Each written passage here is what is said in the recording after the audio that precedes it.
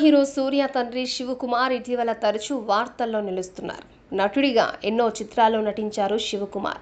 Silk Smitha సిల్క్గా పరిచయం అయింది శివకుమార్ చిత్రమైన వండి చక్రం ద్వారా.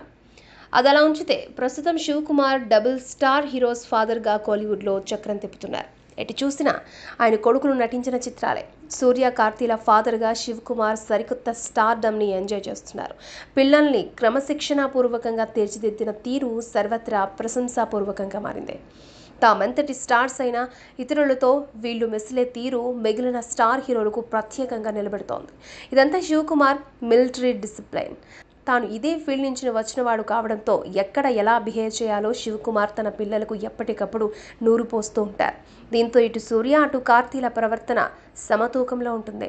హిట్స్ వచ్చినా ఫ్లాప్స్ వచ్చినా ఈ ఇద్దరి హీరో బ్రదర్స్ ఎక్కడా తొనకరు బెనకరు, అంతగా దూసుకుపోతున్నారు. దేవ్ లాంటి చిత్రాలు ఆడుకున్నా కార్తీ నటించిన ఇతర సినిమాలు మంచి టాకే తెచ్చుకుంటున్నాయి. దేవ్ కన్నా ముందొచ్చిన ఖాకీకి సర్వత్రా ప్రశంసలు అందాయి. తర్వాత వచ్చిన ఖదై కుట్టి సింహం కూడా బాగానే ఆడింది. సూర్య కూడా తానా సేంద్ర కూటంతో రమ్యకృష్ణతో కలిసి నటించి మంచి మార్కులే వేయించుకున్నారు.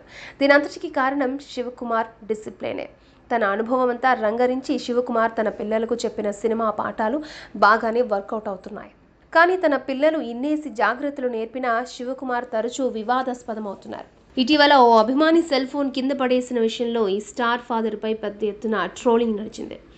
తాజాగా మరో ఘటన శివకుమార్ మీద ఇతర సినీ జనాల్లో ఏ రేంజ్లో ముద్రుందో తెలియజెప్పే ఘటనగా ఇది నిలిచింది.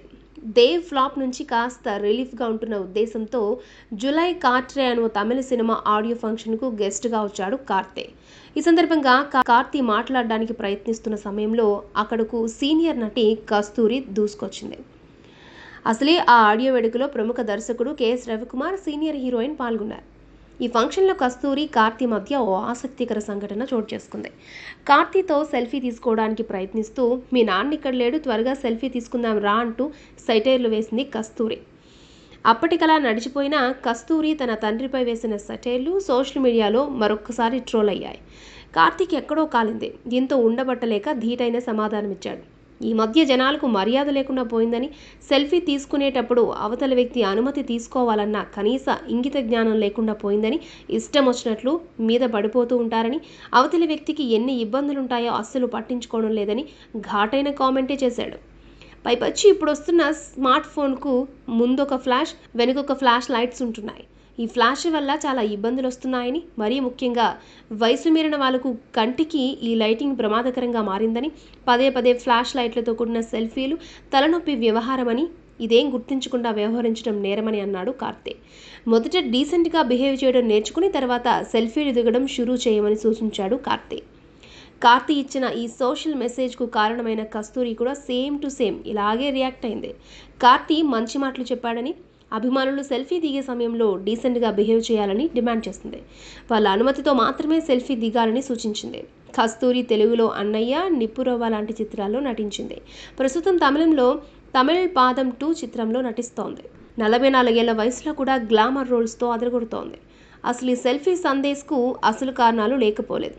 కస్తూరి తాను సెల్ఫీ తీసుకోవడానికి ముందు అతడినో చిన్నపాటి పర్మిషన్ అడిగి తీసుకుని ఉంటే ఏ గొడవ ఉండేది కాదు. కానీ ఆమె అతడి తండ్రి శివకుమార్ను టార్గెట్ చేస్తూ కామెంట్ చేయడంతో మండిపోయింది. అందుకే అంత ఘాటుగా రియాక్ట్ కావాల్సి వచ్చింది. ఈ సందేశంలో పెద్దవాళ్ళ ప్రస్తావన ఎందుకు తేవాల్సి వచ్చిందంటే, ఇటీవల తన తండ్రి అభిమాని సెల్ ఫోన్ ఉదంతమే కారణంగా భావిస్తున్నారు. సెల్ఫీల్లోని ఫ్లాష్ కారణంగా వయసు మీరిన వాళ్ళు ఇబ్బందిగా ఫీల్ అవుతూ ఉంటారు. దీంతో కొంత నెగిటివ్గా బిహేవ్ చేస్తూ ఉంటారు. దీని ద్వారా అనవసర సోషల్ మీడియా ట్రోలింగ్లు.